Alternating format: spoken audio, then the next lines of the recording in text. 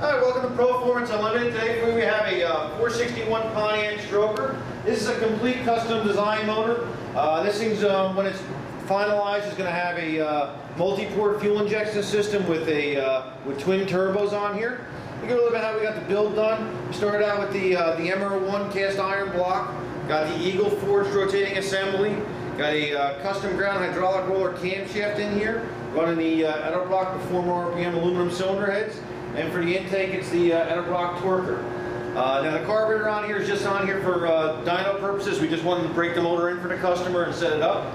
This thing just ran some fabulous horsepower. I think running right around 475 horsepower and 534 pounds of torque.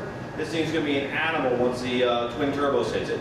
If you're interested in having Performance Unlimited design you an engine for your vehicle, feel free to give us a call at 1-800-267-3940 or check us out online at performanceunlimited.com. Let's take it over to Donna. I think you guys will really enjoy this one.